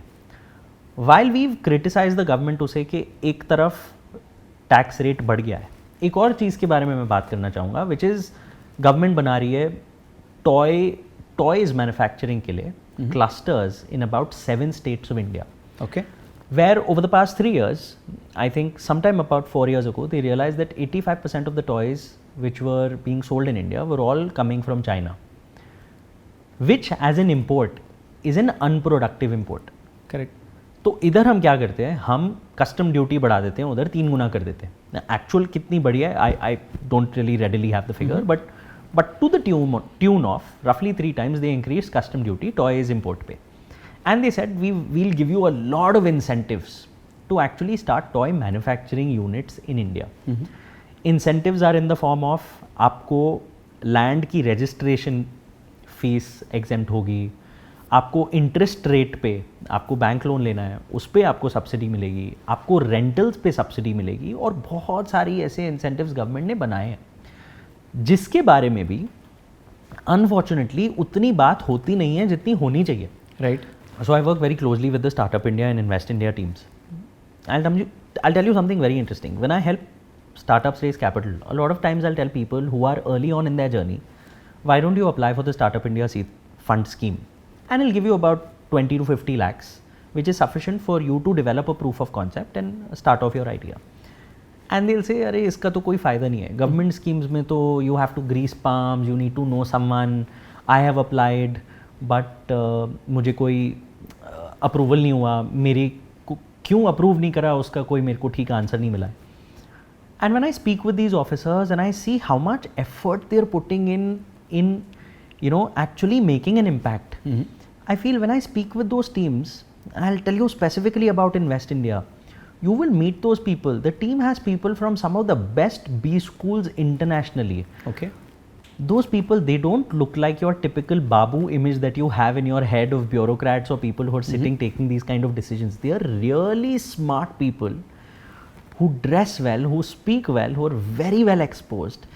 And I see you're doing so much work and you're putting in so much effort, and somehow people are not seeing it. So maybe there is a problem in you being able to market or not being able to market the schemes that you're doing. But ये gap क्यों आ रहा है? I made an effort to pull out data from them. I said ऐसे क्यों हो रहा है that when people are applying for the scheme उनको पैसा नहीं मिल रहा. So they said problem क्या है ना, अगर हमारे पास for the sake of example 100 incubators listed है जिन पे आप अप्लाई कर सकते हो पैसा लेने के लिए, ज़्यादातर लोग गिनती के 20 इंक्यूबेटर पे ही अप्लाई कर रहे हैं, और उन इंक्यूबेटर्स का पैसा अगर खत्म हो चुका है क्योंकि उन्होंने डिप्लॉय कर दिया, करेक्ट, बाकी 80 के पास पड़ा है, उनको एप्लीकेशन ही नहीं आ रही है, तो वो देना भी चाहे तो कैसे देंगे? करेक्ट. तो आई सेड ये इन्फॉर्मेशन फिर आपको बतानी चाहिए ना लोगों को. राइट. मैंने तो क्लोजली टीम के साथ काम करते हुए इन्फॉर्मेशन ली और मैंने अपनी ऑडियंस को बताया कि आप इन इंक्यूबेटर्स में अप्लाई कीजिए जहाँ पे इतना पैसा पड़ा है. Right. आप गलत जगह पे कर रहे हो. सो आई थिंक कई बार ना इंटेंशन गवर्नमेंट की ठीक होती है, ठीक डायरेक्शन में होती है, but somehow in the noise of media and marketing where the money has to go to promote something, वो उसकी जगह किसी और इंसेंटिव को प्रमोट करने में चला जाता है. राइट. और काम की बात गवर्नमेंट तक पहुँचती ही नहीं है. लेकिन इस पे मैं ये भी कहूँगा ये सिर्फ इंडिया की प्रॉब्लम नहीं है. मैं बैठा होता एक राउंड टेबल था with the invest India team and representatives from the US embassy, and they were talking about all the incentives that they've built for Indian entrepreneurs to actually get a visa and build in the US. Okay. And how they've built that bridge and they're promoting it. But I said, this is sitting in this room, you're talking about a policy which has already been there for years. But being in this business, I've never heard about this. Why is it that no one has talked about it, or have you put it on your LinkedIn page? And the gentleman from the US embassy who was sitting there said, unfortunately, we recognize this as a problem at our end. We have a LinkedIn page for almost the past 9 years. And we've never spoken about this. We're not even active on LinkedIn. So for you to think that it's the Indian government, it's not just the Indian government. Correct. It's around the world. The incentives for what to promote are also skewed. तो multiple angles पे हमें fix करना होगा. Right. In terms of population, I think आप छोटे छोटे industries को लीजिए, Correct. आप छोटे छोटे regions को लीजिए, उसको promote कीजिए, उधर आप टैक्स ब्रेक्स दीजिए, इंडस्ट्री वाइज टैक्स ब्रेक्स दीजिए. फॉर एग्जाम्पल एक बहुत अच्छी बात जो इस बार के बजट में हुई है, that is they've abolished angel tax which was a tax on startups. Right. उस चीज़ को फाइनली आफ्टर ऑलमोस्ट 15 साल उसको हटाया गया है, जिस पे कितने स्टार्टअप्स इतना परेशान हुए हैं कि हमें टैक्स करा जा रहा है. I think that's also a positive mood. तो मैं ये कहूँगा कि देर आए दुरुस्त आए. ठीक है. So maybe the government will have to be a little more proactive, a lot more faster in doing these things. So while we may criticize them on certain things, I think there are also things that they're doing well enough. So conclusion ये है कि जो उन्होंने capital gain tax बढ़ाया है उसके against या उसके साथ में ही अगर ऐसी अपॉर्चुनिटीज़ क्रिएट की जाए जो इन्वेस्टर फ्रेंडली हो, जो और ज़्यादा बिजनेस भारत में लेकर आए, और आप उसको राइट तरीके से इम्प्लीमेंट करो और उस बड़े चंक का फ़ायदा इंडिविजुअल बिजनेस ओनर्स को मिले या जो स्टार्टअप्स है उनको एब्सोल्युटली. आप सोचो कि रोबोटिक्स में अगर कोई इन्वेस्ट करे तो अगर इतने सालों तक इन्वेस्ट कराए तो हम आपको concession in capital gains tax देंगे. 12.5% की जगह आपको 7.5% का लगेगा, 5% का लगेगा. ये है होना चाहिए. तो मैं आपको कह रहा हूँ कि अगर आपको तो ये बुरा नहीं लगेगा आपको जो टैक्स बढ़ा है. एग्जैक्टली. तो बट इसमें इंडिविजुअल्स कहाँ से आए? इसमें जो एक इंडिविजुअल इन्वेस्टर है वो तो ये सोचता है ना कि मैंने हर चीज़ पे टैक्स दिया है, अभी इस पे भी देना है. तो बट एज अ कंट्री आप ये कह रहे हैं कि चारों तरफ से अगर आपने वार नहीं किया, उसको इन्वेस्टर फ्रेंडली भी नहीं बनाया, तो ये चुभेगा नहीं, क्योंकि आपको बाकी जगह से इकोनॉमी में पैसा आ रहा है और इवेंचुअली वो एंड यूजर तक पहुंच भी रहा है. करेक्ट. देखो ट्रिकल डाउन इफेक्ट तो है. मतलब इंडिविजुअल को अपने हो सकता है कि शेयर्स में इन्वेस्ट करने पे उसको लगे कि 10% से 12.5% हो गया, बट अगर उनकी इंडस्ट्री में इतना पैसा आने लगेगा, their overall incomes will increase. So cake का साइज ही बड़ा हो जाएगा. एब्सोल्युटली. तो वो that is the main, that should be the main, that should be the main agenda of the government. Perfect. Quick answers, rapid fire भी बोल सकते हैं इसको. आप फाइनेंस मिनिस्टर होते तो एक कौन सी चीज करते? ओह, काश मैं कभी फाइनेंस मिनिस्टर ना बनूं.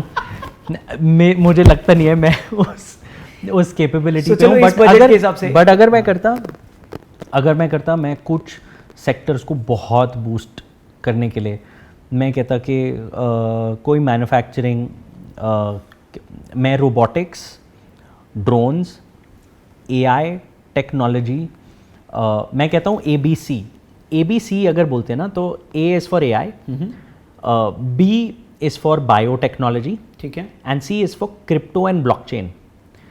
आई थिंक ब्लॉकचेन की टाइमिंग या क्रिप्टो की टाइमिंग जो रही ना वो AI की वेव से पहले रही. बट AI के बाद जब इतना डेटा और इतना कुछ आप जनरेट कर सकते हो, उसके बाद ब्लॉकचेन की रिक्वायरमेंट ज़्यादा बढ़ जाती है, क्योंकि इतने क्वांटम ऑफ डेटा में आपको ट्रस्ट बिल्ड करनी होती है. So I think blockchain as a wave will come again in the next 2 years and rise up. I'm not talking about cryptocurrencies, I'm talking about blockchain as a technology. So, and then if you go beyond C, A, B, C, you go to D. D is for drones and robotics. Okay. E is for energy and renewables. ये 5 sector I feel are the future, and if as the government I could say capital gains to be zero or at a subsidized rate in these sectors, if someone invests a certain amount of threshold and meets certain criteria over the next 5 to 10 years, I would totally focus on building incentives in these structures. Lovely. Learn करने का best तरीका क्या है, books या travel? Travel तो बहुत ही अच्छा तरीका है लर्न करने का. मैं बुक से आज भी लर्न करता हूँ. मेरे 2 जो रोज़ के तरीके हैं, one is I read a lot of industry reports which are boring, which are dense, ताकि मैं कटिंग एज चीज़ें आज क्या चल रही हैं वो मैं एक्सपीरियंस कर पाऊँ, रीड कर पाऊँ, समझ पाऊँ. और मैं बुक्स इसलिए पढ़ता हूँ क्योंकि कई चीज़ों में फंडामेंटल्स नहीं चेंज होते. तो मैं 2 रोज़ बैलेंस करता हूँ कि मैं किताब भी पढूं और मैं इंडस्ट्री रिपोर्ट भी पढूं. मोस्टली मेरे ट्रैवल शेड्यूल में ज़्यादातर मेरे को किताब पढ़ने का टाइम हर हफ्ते कोई ना कोई फ़्लाइट पे मिल जाता है. मतलब 3 घंटे की फ़्लाइट है तो 3 घंटे आप और कुछ नहीं कर सकते, आप पढ़ सकते हैं. This is what I do. Favourite 3 books जो आप रिकमेंड करोगे? The first one is the CEO factory, जो आपको बहुत सारी स्टोरीज बताता है from HUL's story of launching multiple brands in India on how consumers in India behave differently in different parts of the country. I think for any entrepreneur building a consumer brand, it's a fabulous resource. A second book that I quite enjoyed was The Cold Start Problem by Andrew Chen. Anyone who wants to start a marketplace business or a tech-based commission business should 100% read that book. A third book I would recommend is called Building a Second Brain by Tiago Forte. It's about how you should build a knowledge repository in your everyday life. आपके सबसे कितने % influencers हैं जो genuine हैं और कितने लोग fake हैं? देखो मेरे पास इसका अनफॉर्चुनेटली डेटा नहीं है, ठीक है. बट मैं कहूँगा कि अगर आपको किसी इन्फ्लुएंसर को गेज करना है तो आप उनकी क्रेडेंशियल ज़रूर देखिए, क्वालिफ़िकेशन देखिए कि कितनी पढ़ाई उन्होंने उसमें करी है. दूसरा, आप उनके पेज पे जाके ये देखिए कि उन्होंने कितनी ब्रांड डील्स या कितने फाइनेंशियल प्रोडक्ट्स बेचे हैं. ठीक है. अगर बेचे हैं तो आपको पता है कि वो इंसेंटिव है. We don't sell financial products, we don't have that incentive. So आप करोगे भी नहीं कभी? मैं ये नहीं कहता कि मैं नहीं करूँगा. ओके. मैं ये कहता हूँ कि if something I identify as my investment philosophy, ठीक है, and I am incentivized to talk about it, I would talk about it as long as I think it's in my framework about finance. It's a great product that I would recommend. 5 साल में share market को कहाँ देखते हैं आप? Statistically speaking 12% per annum की return तो मिलनी चाहिए है कंटिन्यूसली. कोई अगर डिप आएगा भी तो वो रिकवर हो जाएगा. आपका रिटायरमेंट फिगर कुछ है? इतना होगा तो मैं फ्री हो जाऊंगा. एक्टिविटी तो हो सकती है लाइफ में, ऐसा तो नहीं पहाड़ पे जाके बैठे हैं. सबके लाइफस्टाइल अलग होते हैं, सबके इन्वायरमेंट अलग होते हैं. बट मेरे हिसाब से अगर कोई लिक्विड मतलब रियल एस्टेट के अलावा अगर कोई 10 से 15 करोड़ जोड़ लेता है लाइफ में तो वो रिटायर कर सकते हैं. And what is retirement in that case? मतलब I think retirement, my definition of retirement is that you are not working for money. ठीक है. आप अगर काम कर रहे हैं तो आप मज़े के लिए कर रहे हैं, चाहे उससे पैसा मिले ना मिले, मज़ा आता है क्योंकि आपका financial expenses and wants are taken care of by a corpus और from some passive income and you have time freedom. So liquid money यानी आपके इन्वेस्टमेंट में और आपके बैंक अकाउंट में मिला के इतने पैसे हैं? हाँ जी, जिसको अगर ज़रूरत पड़े आप निकाल पाएँ. बट अगेन मैं ये ज़रूर बोलूँगा हर किसी का लाइफस्टाइल, इनकम, एक्सपेंसेस सब अलग होते हैं, तो वो इसको जनरलाइज नहीं कर सकते. इसको जनरलाइज नहीं कर सकते. ठीक है. आपको बिजनेस फ्रेटर्निटी हो या इन्वेस्टमेंट वर्ल्ड है, कोई एक आदमी जो बहुत ज़्यादा इंस्पायर करता है या किया हो? आई वुड से एक प्रोफेसर हैं, professor Ashwath Damodaran. Okay. Of he teaches valuation in New York University. Okay. Anyone who's from finance considers him to be the god of valuation in corporate finance. I really look up to him. वो बहुत अच्छे हैं और उनकी knowledge बहुत अच्छी है. Perfect. किसी स्टार्टअप में इन्वेस्ट किया आपने? हाँ जी, मैंने कई स्टार्टअप्स में इन्वेस्ट करा है. एक जो बहुत लोग जानते हैं और क्योंकि कंज्यूमर प्रोडक्ट है is this one restaurant called Burma. ठीक है. मैं उनसे बहुत क्लोजली काम करता हूँ. जो फाउंडर्स हैं वो मेरे बहुत अच्छे दोस्त हैं एंड आई थिंक वो जो चीज़ कर रहे हैं वो बहुत अच्छी कर रहे हैं, तो I am part of that journey. और आगे कुछ इन्वेस्ट करने वाले हैं? कोई ऐसा स्टार्टअप आप देखते हैं कि यार इसके साथ जुड़ना है मेरे को? आई थिंक मैं उन्हीं में इन्वेस्ट करता हूँ जो जिनके साथ मैं एक्टिवली काम करता हूँ और मैं देख के वो विजन में मैं इतना इन्वॉल्व हूँ कि मुझे लगता है it's almost like betting on a friend whose journey I have seen. Lovely. Generally मैं अपनी इन्वेस्टमेंट बस निफ्टी या रियल एस्टेट में करता हूँ. सुपर. बहुत मज़ा आया. Thank you. और आई थिंक अभी बहुत सारी चीज़ें हैं जो हम लोग आगे भी बात करेंगे क्योंकि एक इनसाइड इन्फॉर्मेशन ये है कि आप चाइना जा रहे हो. तो इनके बताने से पहले मैंने बता दिया आपको. फिर वहाँ से आएंगे तो फिर और भी बातें करेंगे. एब्सोल्युटली. और बहुत कुछ सीखने को मिला आपसे और आपकी जो ओवरऑल जर्नी है वो आई थिंक बहुत सारे यंगस्टर्स को उसको सीखनी चाहिए, उससे इंस्पायर होना चाहिए.